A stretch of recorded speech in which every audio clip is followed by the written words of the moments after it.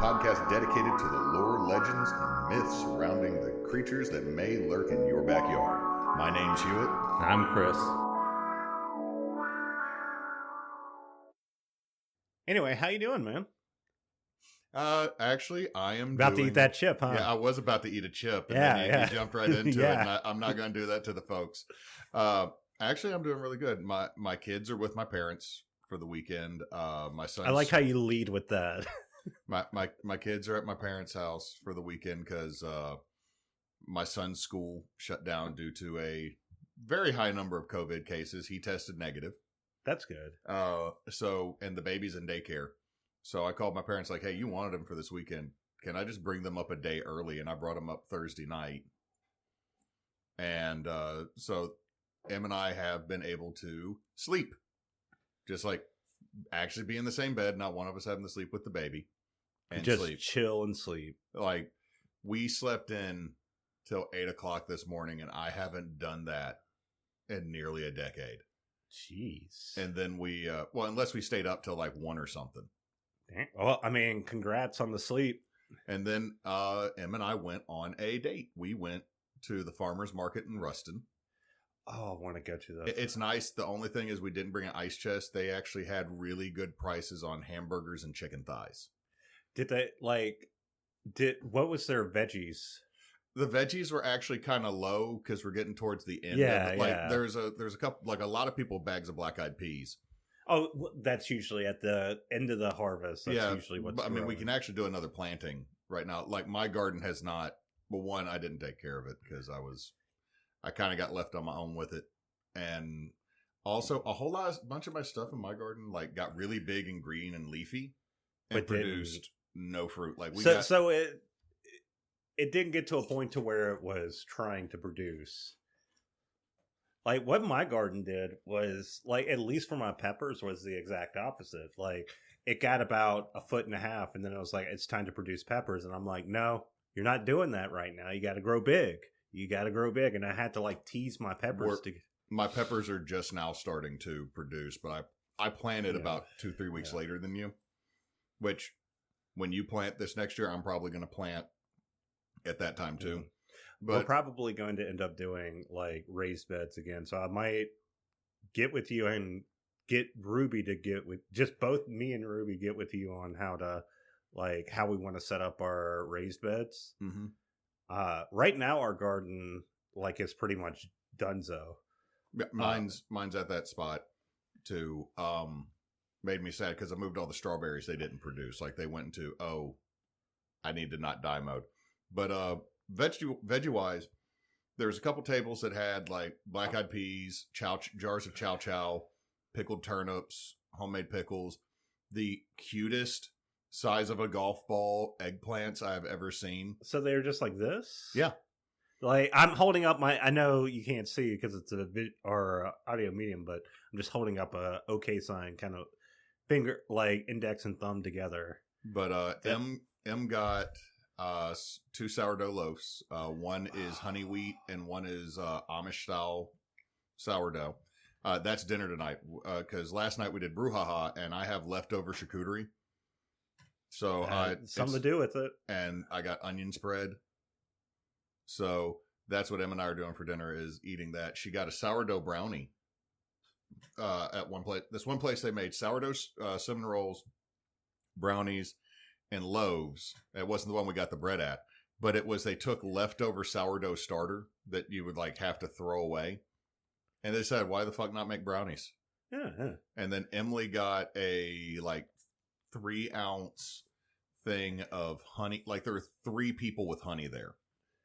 And I think there's a lot of beekeepers in the Ruston area. But the one couple was like this little dude that struck me as a car salesman.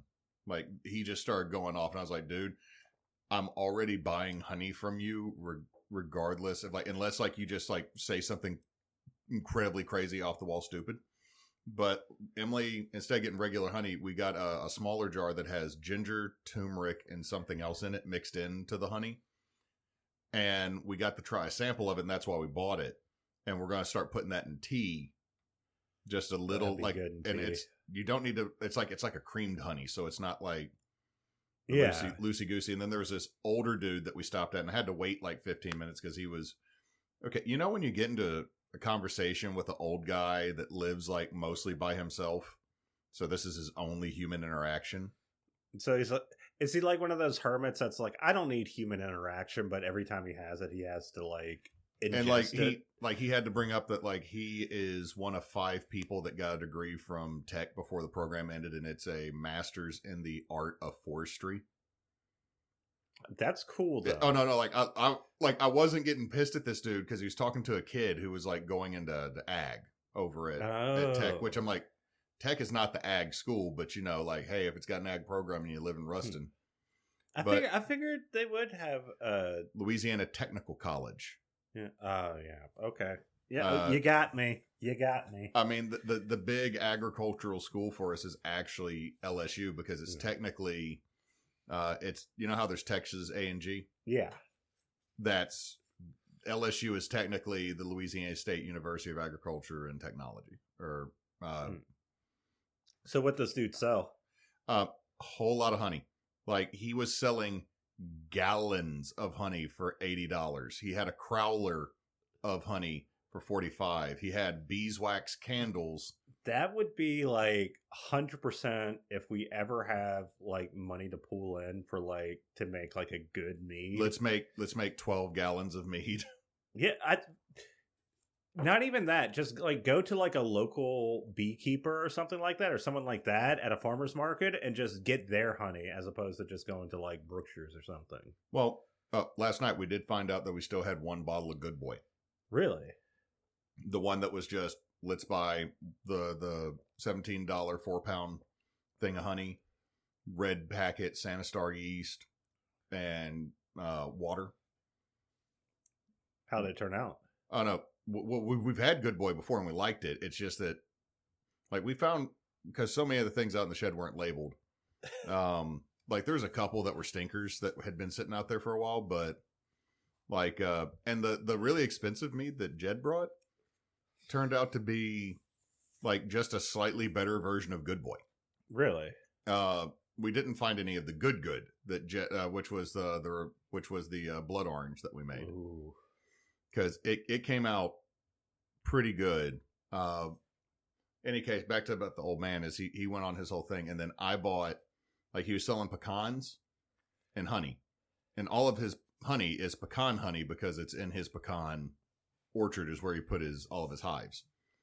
Oh, so, like pecan honey, as in they use the flour. Okay. So I now have a small jar of pecans in honey in my cabinet. That would be really good for tonight, putting it over bread and cheese. Yeah. Also, I thought about I'm jealous of putting it over like some vanilla ice cream or in yogurt or something like that. Oh yeah, that'd be really good. I'm sorry, I've been eating a lot of yogurt because Sick. Then we went to Utility Brewing, and that's where we got. Right now, I got you a can of Kolsch, and I got a can of the Crown. Yeah, I love Utility Brewing. Like, I don't know what it is about brew pubs and such that always sell pizza, but I'm not really mad about it. We got the hometown pie that had the bell peppers, the prosciutto, the egg, and it was like literally they threw, like, there's this big kid that's obviously on the basketball team that was working in the kitchen. He grabbed a handful, like his handful, and dropped it. And so there's just like this 2-inch pile of arugula on the pizza, and Em was like, oh no, I ended up eating just a lot of the arugula on its own because it was so fresh. Like we almost got the barbecue pizza, but like I want to go back there. Yeah. And the fact that Ruston's not like, I can get to Ruston as fast as stuff in West Monroe, depending on the location a lot of times. Honestly, I can get to Ruston really quick because I'm on the outskirts of West Monroe. On the I-20, or right off the I-20, heading toward Shreveport. So I need to put money aside, and then Ruby, you, and Ruby and M shall double date. Yeah, and the thing is, it's like Ruby and my roommate go there a good bit when they're just like out on the town, just doing stuff. Do they go out to Utility or just go to Ruston? They just go to Ruston. I did not okay, this is what's funny is Ruston is 30 minutes away. I've been to Ruston High School once as a teacher when I went out there and was coaching soccer. I've been to Tech twice.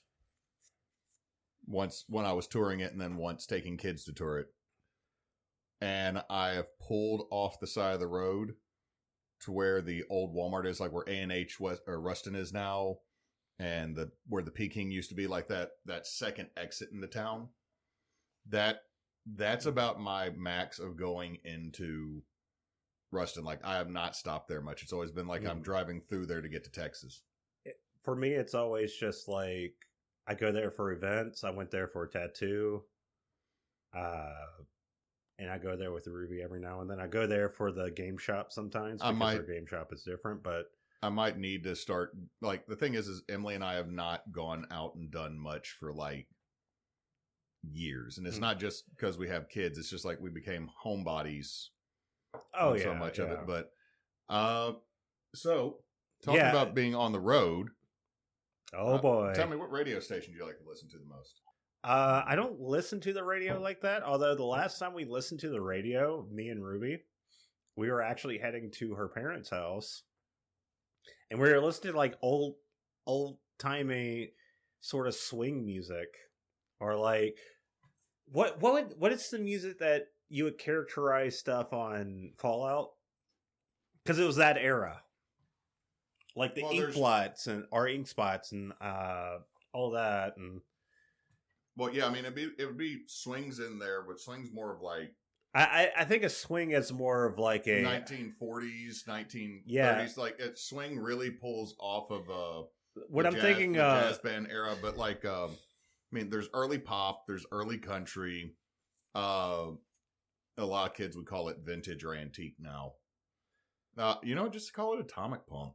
I mean, it was kind of that, just listening to that and just chilling out.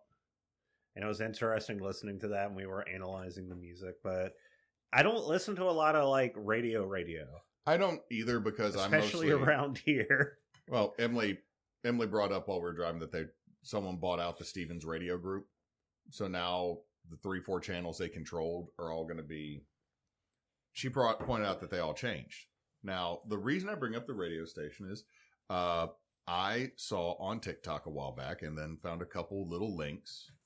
Not many at first, but it led me down a rabbit hole. It went down a rabbit hole of paranormal radio events, or strange radio events, pirate radio events. So let me tell you a little story and see if this sounds slightly familiar to you. In 1993, a small radio station, his late night broadcast was interrupted by a call for help. It said, "Please help! I'm trapped in here. Help me." And hundreds of people heard this traveling along the I-20 because it literally interrupted the section of the radio broadcast that is 100% okay, computerized. So just to be clear, because I had to check my phone to make sure it was off. I didn't know that. Sorry. So we're talking about something in Louisiana if it's I-20. Yeah. That's something very close to us. Now, the original story is called the Monroe Ghost Broadcast. Oh, it's right on top of us. Yeah. So it's the Monroe Ghost Broadcast. So people were going along I-20, all of a sudden heard someone on there, "I'm trapped, help me, please help me, I'm trapped, let me out." Listeners started calling the station with concerns, and the only person there were the janitor and the operator, like the phone operator. Like, there was no DJ, nothing else. This is just literally... It just had like... Literally, we're going to hit a 6-hour loop. Yeah. Because it's late night.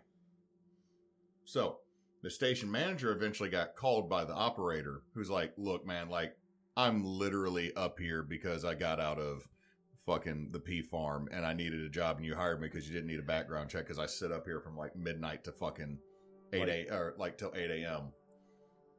Me and the janitor hang out. Totally don't smoke pot up here. And the manager comes running up to the station trying to figure out, because the janitor had keys, but like he kept saying like, "I don't see anybody," but like these calls are so concerning, like people just kept reporting like, "Yeah, there's somebody saying they're trapped up here. Like, we're about to call the cops." So manager runs up to the station, and finds that the broadcast room was completely locked and empty, and it was just playing the pre-recorded loop for the night shift. And like the operator on the phone's like, "It's what I told you." Jenner's like, "It's what I told you. I don't know what's going on." So for a few years, the same event would sporadically occur between midnight and 3 a.m. in this same portion of the broadcast. So and they checked the tapes, make sure like, did someone cut something in to be funny? You know, like Tyler Durden putting porn in like a movie. In a movie, you know, like, because it was like back when it was like all the 35 millimeter or what it was. Well, I have an idea, but I'm going to wait until later on.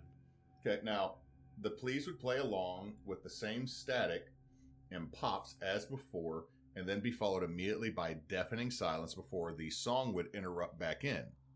And it would be like the broadcast would keep playing in the background with whatever this would be transposed over. Right. And then when whenever the dead silence would stop, it would pick up in the middle of whatever song that was. Okay, that definitely sounds like what I think it is, but... Now, rumors have it that years ago that a radio show host by the name of Bobby Monroe Bobby Monroe in Monroe. Bobby Monroe in Monroe, that he disappeared at 3:33 a.m. from his radio station. He claimed to have been hearing things and to have seen shadow people outside of his booth repeatedly after doing a supposed seance and like ritual on the radio. Now, his last words are, "They're coming for me," and then static, and then the next broadcast that came after he disappeared was, "Please help me, I'm trapped." Okay. Now, many believe that it was his spirit calling out for help, and it has done so for decades, because like it would happen for like a couple weeks in a row, and then you wouldn't hear from it. Like next time it was 96, and then one of the last documented broadcasts of this, supposedly of the Monroe Ghost Radio, was 2002. So it's been 26 years? Yeah. No. Well, now 2002, 2022. Now, before I get years, yeah. before I get into the background of this, and before we start going and stuff, tell me what you're thinking. Okay, well, I didn't want to get into the debunk portion, but my mind immediately went to like radio and frequency hacking. That's actually where the rest of this episode is going. Yeah, like the thing is, it's like the first thing I thought of when you said something like this was like the old what is it called, the old dude from MTV. Talking about Max Headroom. Max Headroom. We're talking about him today. Yeah, like because that's the thing that came into my mind about like a broadcast being hacked. Because okay, so if you're someone that is under the age of like 30, and you probably never heard of this unless you go on like mystery podcasts or YouTube or things like that. Max Headroom was a thing in the 80s. I literally have it set up as the third bullet point in here. You know what? I'm sorry for taking this over. It's cool. If you want to go, I can just follow up with that. I feel bad. It's like, okay. But you can explain who Max... You know what? Explain who Max Headroom was. Well, it was like a digital art project, right? In the 80s, and it was a broadcast, I believe, on MTV. It was before my time. Yeah, it was. He was supposed to be the first AI late night TV show host. And what do you do? Present music video? Look. Headroom is a little bit before my time because I was only born in '84, so I would have been 4. Like I might have been 3 or 4. Yeah, I was 87, so I was pretty much not. You were a twinkle in an eye. Yeah. All I know is like it was a thing in the 80s. What I mostly know, and I'm going to let you get into it, is the incident, I believe, in Chicago. In 1987, yes. Yeah. In the year I was born. So. It christened me as I came into this world. Now, here's the truth of the matter. We have had in the city of Monroe, like the reason when I first saw this was like, this does sound slightly familiar. We have had multiple radio hacks. We had multiple radio hacks in the 90s of several of our radio broadcast channels. We even had a hijack of PBS in northern Louisiana in the 90s. So they hijacked LPB? Because LPB was still doing microwave broadcasting. Oh, it hadn't been, like, talking early 90s, we hadn't switched all over to cable and coaxial. So, like... I wonder it was so spotty back then. So, like, 90 to 95, we had some hacking occur. And the hacking that did actually occur in Monroe was somebody hacked a radio and then played Diesel Driving Academy nonstop for 3 hours until they were able to cut the signal off from the radio station. If you remember that one from being a kid. If you can drive a truck, you got a job, my friend. Oh. Dial 1-800-551-8900. Diesel Driving Academy. So someone put that on loop. Loop for 3 hours. That is the actual Monroe hijacking. That is where this story starts to get into the reeds a little bit. So let me tell you about the truth of this story, the origins of... This is a combination of multiple urban legends from across the United States from the early 90s. Because before we switched and standardized radio waves, late 80s, early 90s, people started trying to hack TV and radio broadcasts just to see if they could. Like, the original hackers that started hacking computers. Yeah. Originally are doing it like, can I cut 3 seconds off of here? Can I actually do this? And then eventually it's like, oh shit, I can.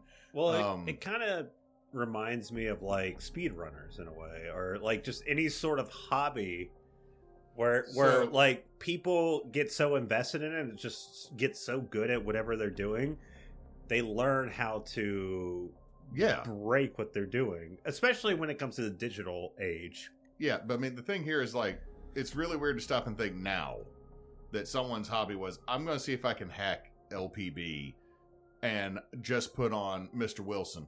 I don't want any of this other stuff. I just need him saying onions and teaching me how to make smothered potatoes and gravy. Well, God, now I kind of want to go find his YouTube channel because I wonder if they even had laws back then against it. We did. Some of these I'm going to tell you about are the reason we have the laws now.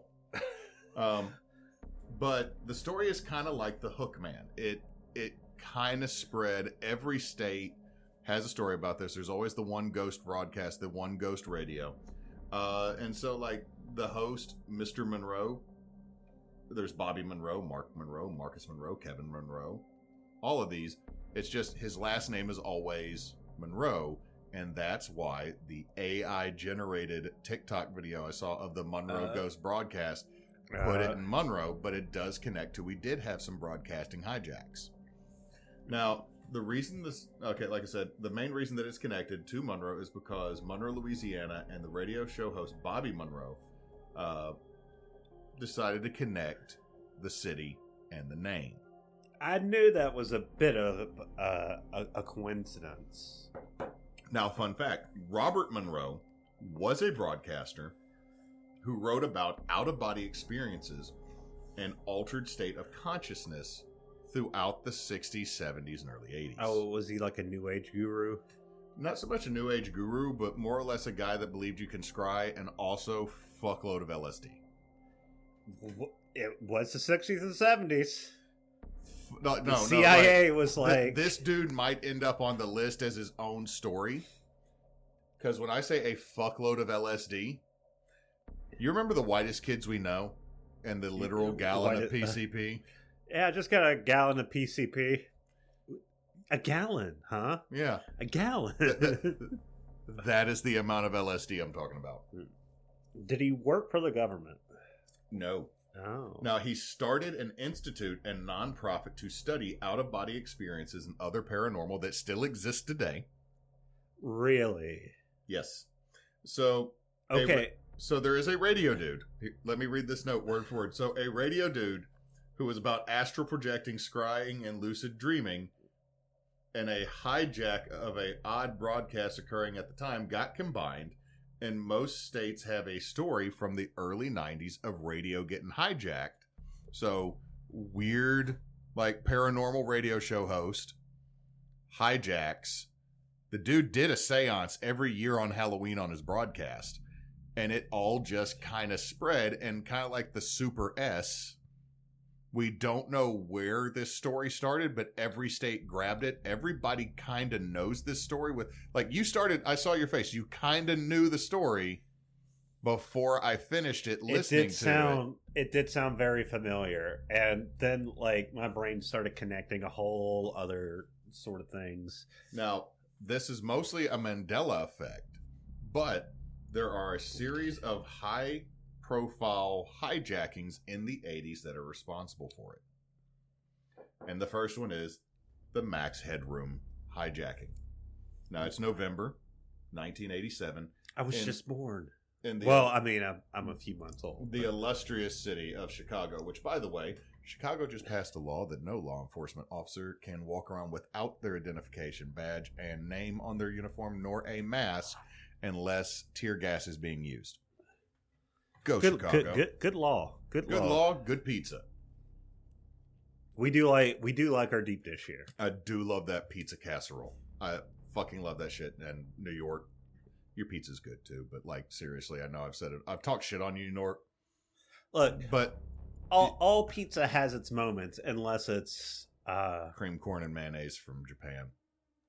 I mean, I was going to say California. I don't know what they're doing over there.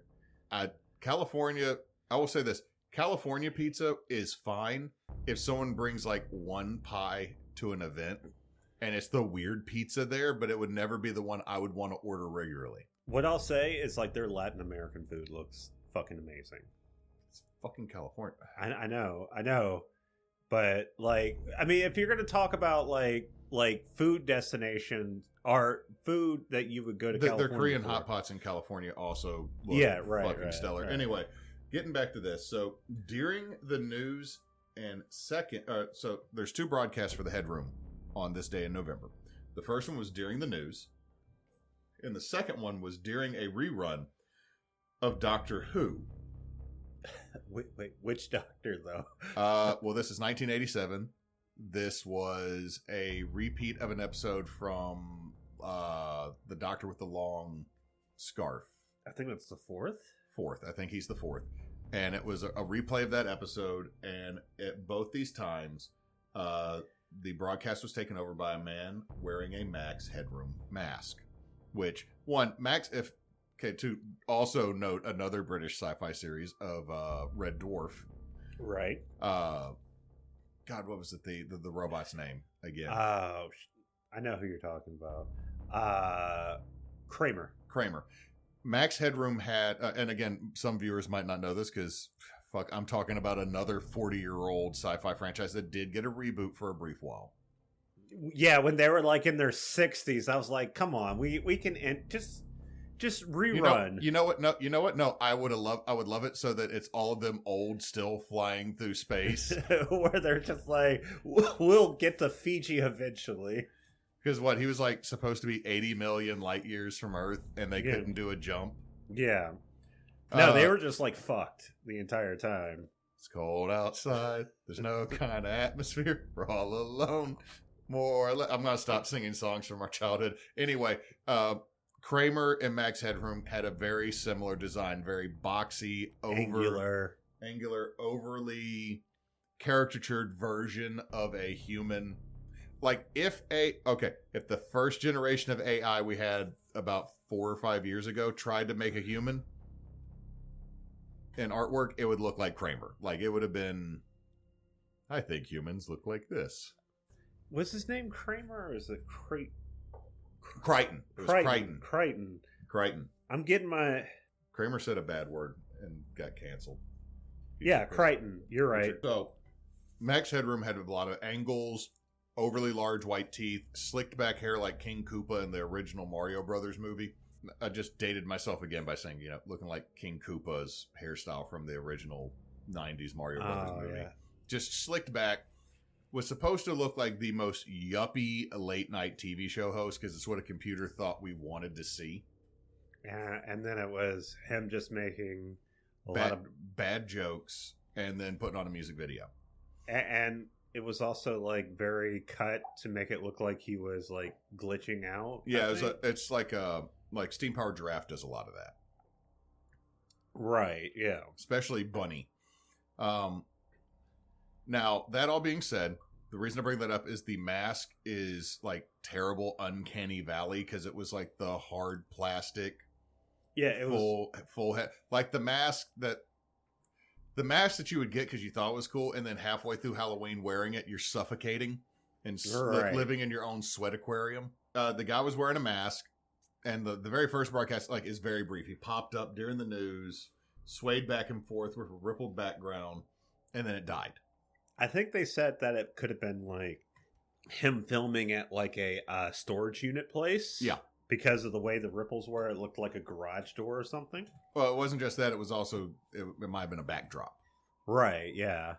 Now, the second broadcast lasted longer due to no one being on duty at the later time to stop it. So, like, the first one got cut because, like, there's a dude whose job in the booth is, like, you gotta cut. Fuck you. You don't get to do this. So, the figure made references to New Coke, TV shows, and was bare-bottom spanked by a woman with a fly swatter before signing off. Yeah. Like, the second broadcast got fucking wild. Like, it got a little bit wacky. No, I've seen both broadcasts, like, back-to-back. Most of the time, anybody that sees it sees the first one because it just pops in and pops out. And, like, it's like that analog horror. Yeah, and you hear him say something, but it doesn't actually sound like anything. It's like it's garbled and it doesn't come through. Yeah, and the second one, there's like music and everything. You don't hear voices, or you don't hear like discernible words, but you do. He does like a whole skit. Yeah. Now, the event occurred due to a high-powered microwave broadcast near the two stations that aired in Chicago. So where it was done had to be between these two stations. So it had to be in. It wasn't like some dude outside of Chicago fucking around in his garage. It had to be strong enough to hijack the signal. So and it had to be in there, or if it was outside the city generating that high of a microwave frequency, somebody would have been cooked. Right, yeah. So now the stunt cannot be replicated now due to a switch in broadcasting technology in the mid-90s.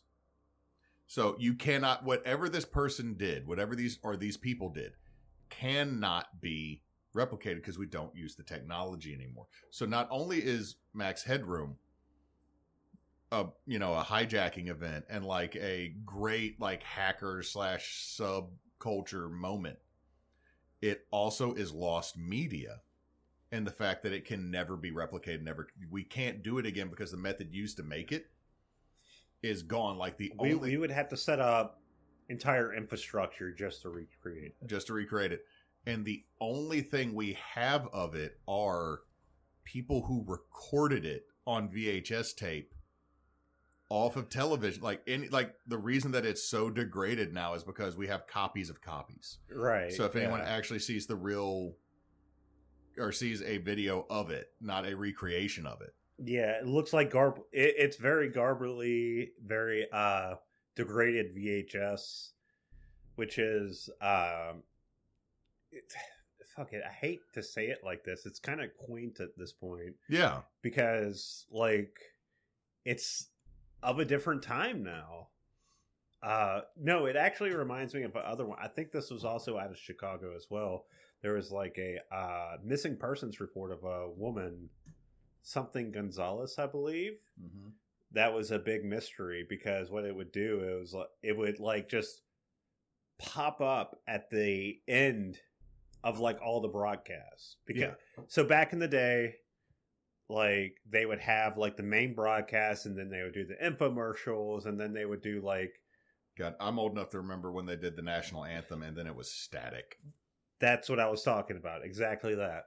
Like they would do the national anthem, and as soon as the flag got off the screen, this lady's face would pop up. It would be very saturated or desaturated. It'd be very high contrast. Mm-hmm. It's like, analog horror. Almost analog. The way I was going to say it, remember like the old school like Misfits? Yes. Where it's like they use black and white, but they would ultra contrast things. That's how the picture looked. And it would just have a number as like, have you seen this woman? And it'd have her name. no one knows why it popped up. They asked the people why it was there, or like the station why it was there. They don't know.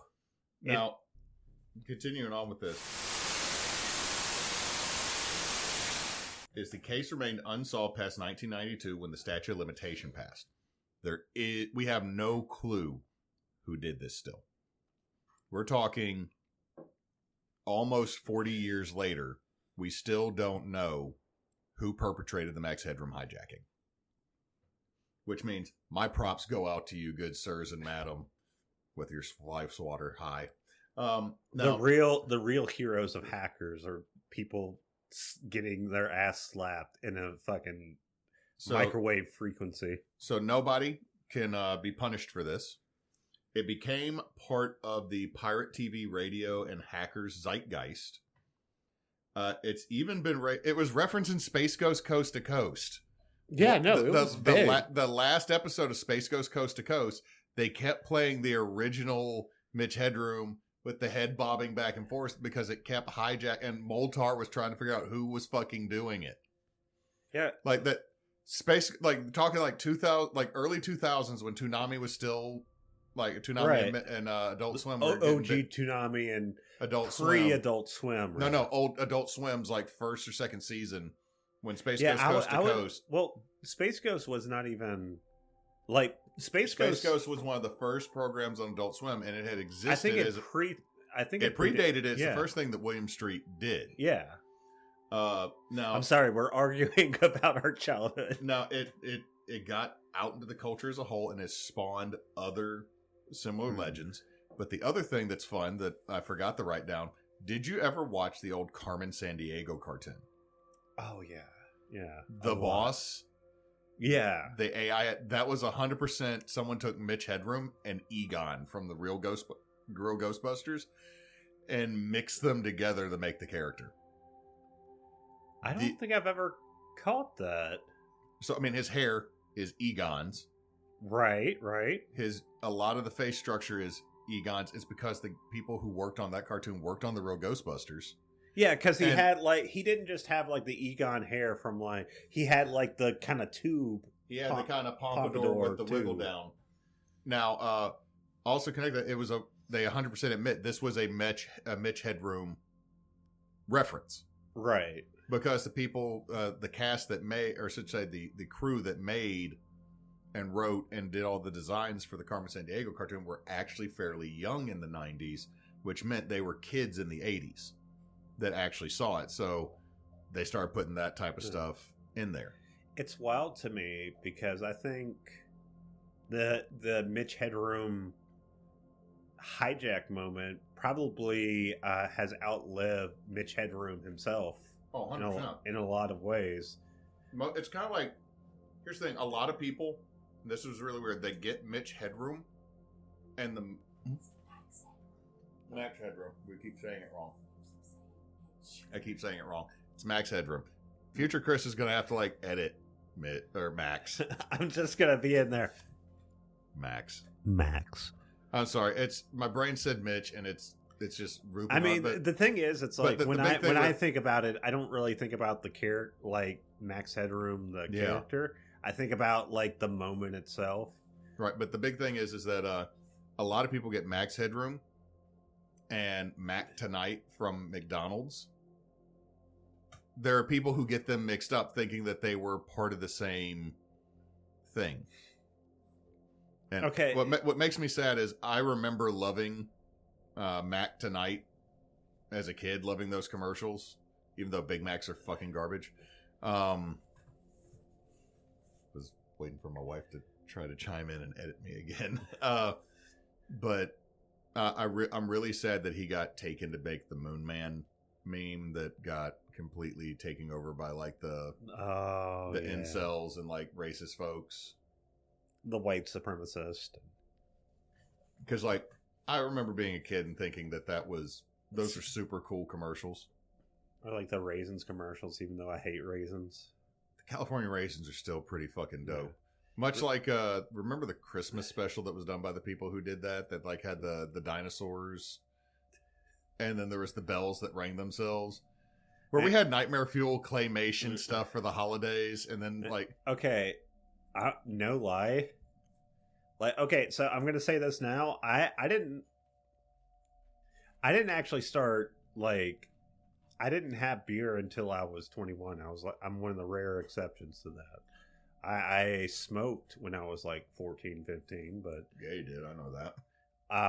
But I remember as a kid watching the Budweiser frog commercials and being like, I could use a Budweiser. I love these frogs. I remember getting told that I wasn't allowed to have Zima because I thought Zima was bottled water. I don't know what they did in the 90s and 2000s, but they advertised the shit like Joe Camel with Camel cigarettes. Now, other broadcasts that are ghost broadcasts and cause problems. You have the squeaky wheel. Have you heard of this one? It doesn't sound familiar, but I might have heard of it. Now, the squeaky wheel was a broadcast between 2000 and 2008 with a broadcast that sounded like a squeaky wheel repeatedly going. Now, they believed it to be from Russia, and mostly people in Eastern Europe heard this. It was this high-frequency radio station, and if you tuned into it, like, and this is like people that were like playing with their ham radios and home radios. Right. Not a commercial radio, and all of a sudden they catch it and be like it just sound like the story sounds familiar. I don't know if I've ever heard the... Now, since 2008, the tone has changed a few times, and occasionally it has had a message in Russian broadcasted on it. What a lot of people believe about the squeaky wheel is the squeaky wheel is a Russian military channel, that the only reason it makes that noise is so that they can claim that frequency and no one else will take it, and it's meant for like a nuclear broadcast. So like if they ever have to, especially like when this started, like some of the earliest ones, they thought it was like, hey, like if Russia ever drops a nuke, they will broadcast on this to all their people. And like the military, or I should say all the military will know, like, hey, we dropped a bomb here. Kamchatka, who is 14 time zones away from the rest of us. So like they believe that this is Russian. That's kind of ominous. There's like three others. Like I'll jump ahead. The buzzer was stated to be in the 1980s and run continuously, blaring a continuous monotonous tone. The channel or the frequency was MDZHB. It was believed to be connected to the Russian military, but there's no overt evidence to prove that it's Russian, other than some people have said that they've heard Russian when they pick it up in the United States. But it's a broadcast that's mostly caught between St. Peter and Moscow. Home enthusiasts and radio and pirate radio folks can catch it with their own towers that go outside of what the commercial radios grab. Right. It has been around since the Cold War, so they think this might have been the original. If shit goes down, this is the broadcast we're sending to all the military if the U.S. and us go to nuclear war.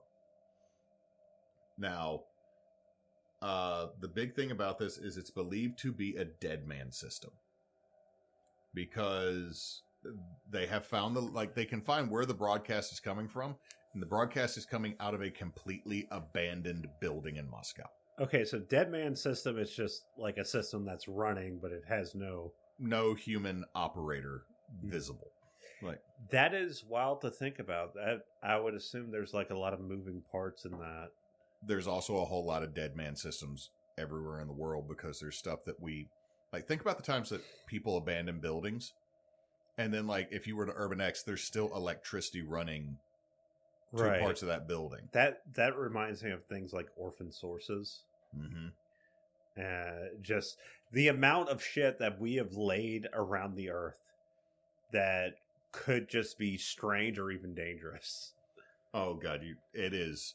This, I didn't keep writing it, but there were so many related articles to this when I was researching. I'm like, we have done some stupid shit, and this is why like our age group is 100% okay with the zombie apocalypse being like believably real. Hey, you know what? If the zombie apocalypse happens like it does in like Walking Dead or, you know, the Romero movies, hey, that helps global warming. Am I right? Bruh. As long as we don't get 28 days or like The Last of Us fungal zombies. Oh yeah. I've apparently heard from the last 28 days later, like the 28 years later, apparently there's the alpha zombie runs around and apparently doesn't have anything on. I've heard like mixed things, but I want to see it for myself. There's Wang, is what I'm trying to say, is apparently this dude runs and there's Wang. I mean, I think there was Wang in the first one too. No, I'm just saying, it's like, there's apparently a hype, like, I don't know what, I've not seen it, and the internet has lost their shit, because apparently it is. Oh, so, like, the alpha zombie is like... There's a reason that he might be the alpha.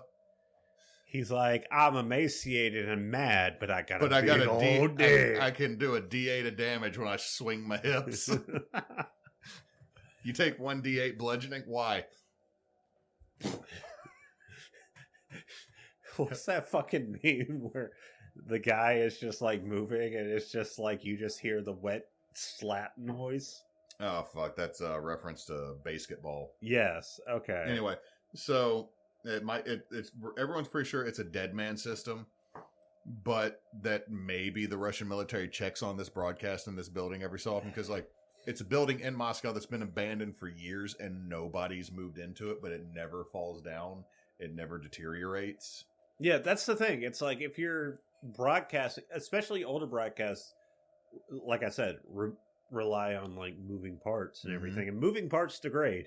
It's one of the reasons why like SSDs are more preferable to HD drives, because no moving parts. You don't have to worry about degrading. Now, it could be a signal to claim that to claim the channel and frequency in case of emergency broadcast. But occasionally people have reported that they have gotten messages in Russian. However, a lot of the people that have caught those messages think they might have caught other channels in the same like family of frequencies kind of bleeding over. So honestly, what I think both of these I just told you about are more than likely unmanned radio systems that are still making a noise, because just like, and for anyone that doesn't do a lot of electrical or like audio work, it does not take a lot of power still going to something to make a buzz. It is right. It is literally one of the lowest voltages you could throw in there. So if like, I mean, it just establishes that there's a voltage there. Yeah. Usually. Now we also get one called Cherry Ripe. Cherry Ripe was a British shortwave radio station that played bars of the song Cherry Ripe in the 1960s. It played the same 4 bars of Cherry Ripe. Now, it was used to broadcast spy messages and to deliver one-time codes to operators. I don't mean to interrupt, but you ever think about the fact that, like, people doing spy shit is a lot less cool now? I'm going to be honest with you.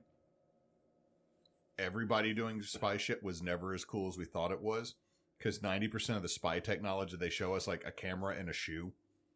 Well, I mean, I'm not talking about that. It's just like when you hear about like back in the day.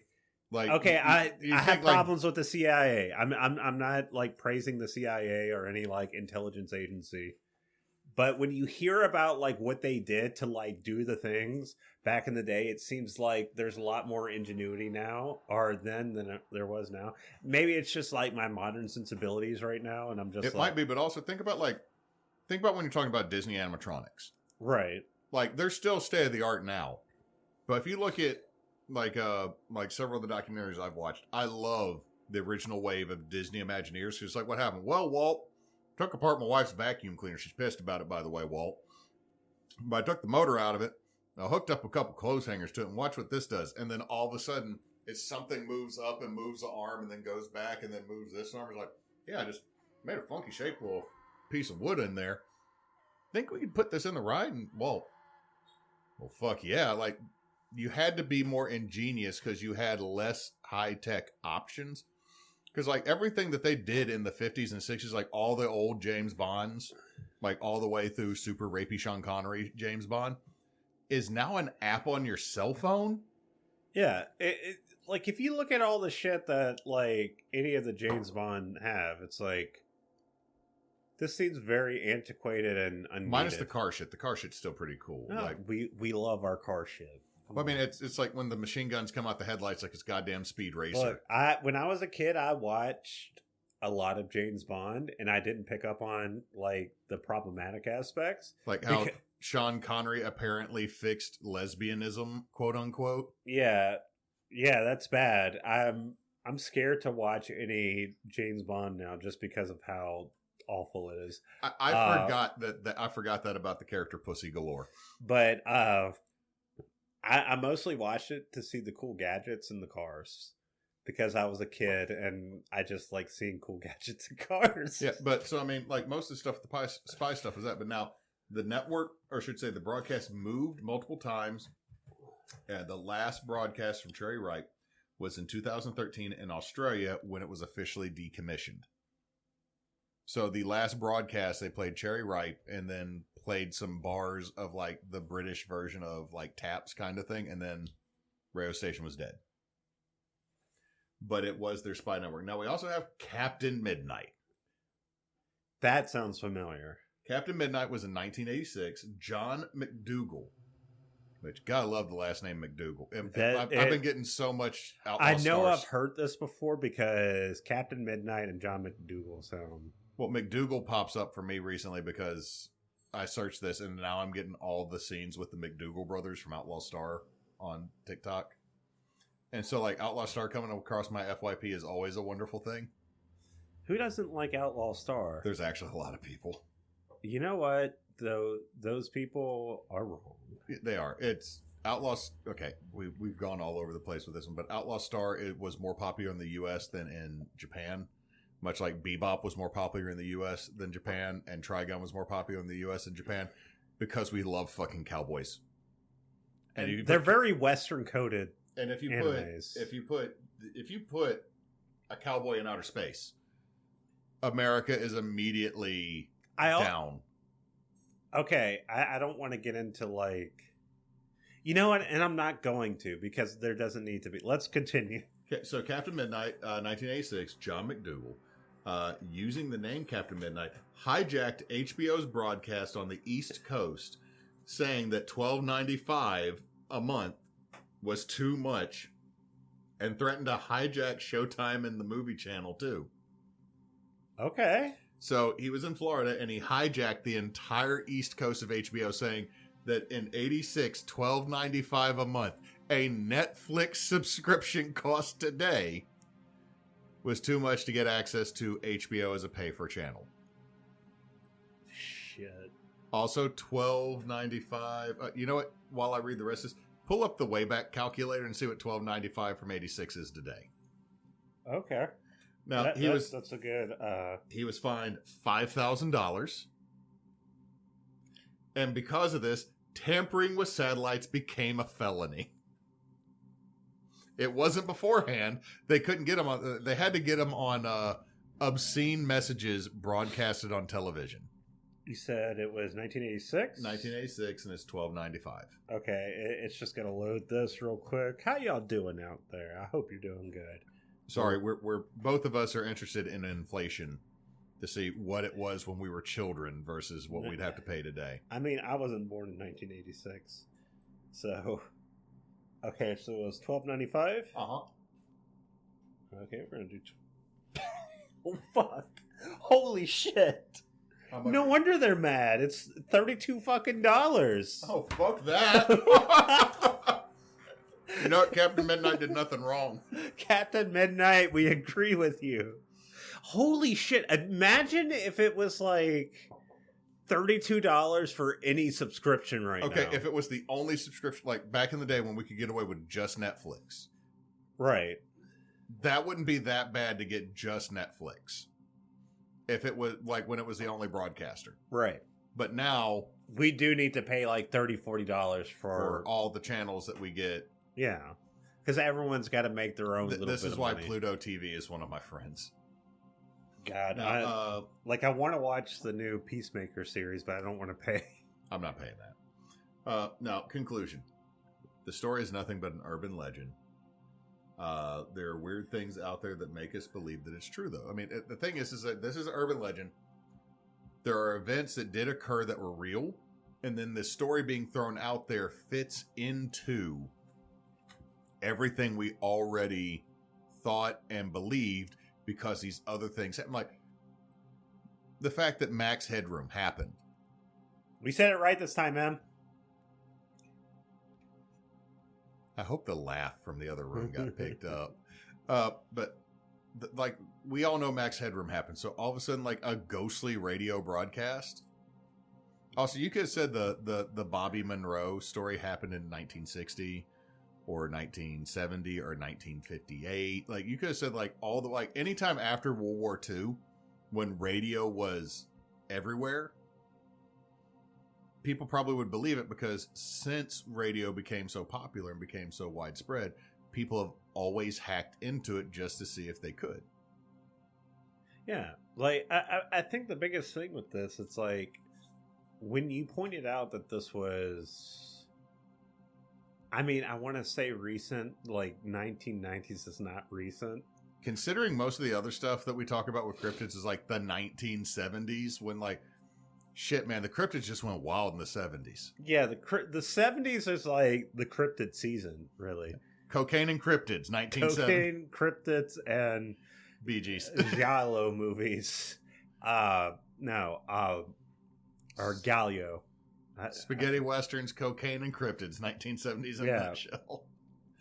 No, it's just like, when I heard that, I immediately go to like hacking and everything. Right. Because that's when... Like 80s, 90s is when like... Well, I mean, Captain Crunch happened at this time, which that Captain Crunch would be a fun one to do. Yeah. I think I've mentioned Captain Crunch in another episode. I think we might have. Yeah. But I mean, I've enjoyed this just because it's like... it's a combination of things I've already known about and learning about some I'm also going to say this one's a little bit weird for us because this is moving into analog and digital weirdness. Yeah. Which I don't think we've touched. I can't think of an episode. We've done, almost 100 episodes now? Yeah. Like when I started doing the research on this one back over the summer, I was like, I couldn't stop. Because like, this is so, like, I'm sitting there going, this is so weird. Yeah. Like, because we do ghosts and cryptids and like when the cops are really bad at anything for like a true crime. And anyway, my sources. Bayou Phantoms TikTok, Haunting Hours YouTube, Sinister Stories YouTube, so many creepypastas. I read so many creepypastas that are about like radio broadcasts. I didn't use them because they're all fucking garbage. Okay, just give me an amalgamation 1 through 10, like quality. 1. Okay. Look, dude. My opinion of creepypastas is I will freak. Like I used to freak myself at night before bed reading them because like I kind of needed like that little like not quite dopamine hit, but like. Okay, so horror has that kind of like vibe to it. That's it's why okay, I like I'm, anyone I'm, likes. I'm starting to learn horror might be kind of a dirty. Well, horror is fun because you can have that scare without the danger. Without the like, it's a little bit of a guilty pleasure, I guess. No, I still don't like gore. The BBC, right? I love BBC. Wikipedia for the buzzer and broadcast signal intrusions, plus links to find other sources. The MonroeInstitute.org, which is our super weird radio boys scrying network. It's still up. It still operates. It's still a nonprofit. The hacker with a CUR.io Max Headroom, and AbandonedSpaces.com Ghost Radio Stations. Damn, this was a really interesting episode, and like I'm honestly like it's kind of got my juices flowing for like other episodes. If we're gonna go in this direction, I don't mind bringing them to the table because I love shit like this. Go right ahead because like I think it does fit into the this is obscure. This is weird. This is like, and I hate to say it this way, a lot of times the way I evaluate the stories I add to the list is I don't know them. Yeah, or it's just like, but the thing is, it's like it doesn't have to be folksy. It doesn't have to be. But it's not just that. It's like I look for stuff that you or I don't know because I hit the obscure part.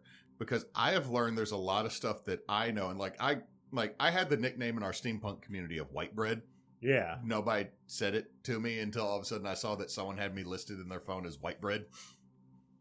Because like I know what like before I had the beard, and before I started wearing like all black because it makes me not look pudgy. Like I'm showing up in button-up shirts. I'm showing up in like knit pullovers and shit to like, and like other people are like in a misfit. You have like, especially back in the day when you weren't in like steampunk stuff, you had a very teacherly look about you. I had like the regular white dude of America vibe. Yeah. But the thing is like, I always thought that I was the last to learn something because everybody in all of our weird circles knew it. And then all of a sudden I make a reference to the the Velasca Axe Murder House. And I have coworkers going, what? I'm like, oh, wait, you don't know about this? They're like, no, it's like, this is like. Maybe it's just because I've known you for so long, but I never got that vibe from you. What? Like I always get the vibe, like I always like when it comes to our relationship, I always assume you know something before I do, or you know something about something. Well, I mean, also we had friends who did ghost investigations, lived in haunted places, all this other stuff. Like I always thought I was the last to find. Right, something out. So like all of a sudden, like, I don't know anything about the Velasca Axe Murder House. I'm like, oh my god, it's been on so many TV channels. Let me tell you. Like I don't mean that like to come off like douchey. I'm like, I need to now tell you about this. It's like, this is so interesting. Let me tell you. And I'm going to omit the bacon. Omit the bacon. Just we don't talk about the bacon. But anyway, we are Backwoods Obscura. We release every Tuesday. I am trying my best through this testing period to post on social media, but we are on we're on TikTok, we're on the Facebook, YouTube. We might have to start an Instagram. I don't know how to Instagram is my problem. But the problem is if like here's the thing, I hate social media, but if you gave me the login, every time I make a TikTok, I would just because it saves it automatically to my phone. I would just start uploading it to everything that we have. Like the thing is, it would be connected to my personal Facebook, so I could just see you just be posting something on my personal Facebook thinking it's yours. Helicopter. You just be making a post venting your political frustrations, and people wouldn't know the difference because we have... On that note, we have gotten one flag from TikTok because of a video I reshared. Anyway, we are also Team Bonus Action. Team Bonus Action is a group of friends who like to play video games and tabletop games. Right now, we are only playing on Sundays because we have completed our Monday night campaign. We may stream things like Peak or Repo here in the near future, but we're not sure. But we are currently doing Extra Life, which is connected to the Children's Miracle Network of Hospitals. If you donate to us, it will go to Batson's Children's Hospital in Jackson. Our goal is $1,500, which is the price of a uninsured anesthesiologist, hotel stay, and MRI. The reason I know it's $1,500 is we've had to do that with my son before, and we would greatly appreciate any donations that anyone could make because we could pay it forward and help parents not have to worry about paying their bills or their children's medical bills because no one should have to deal with that. Anyway, I hope you have a good day or night or whatever time it is over there. Hey, Chris. Hey. Turn on the radio. No, I don't want to. Help, I'm trapped.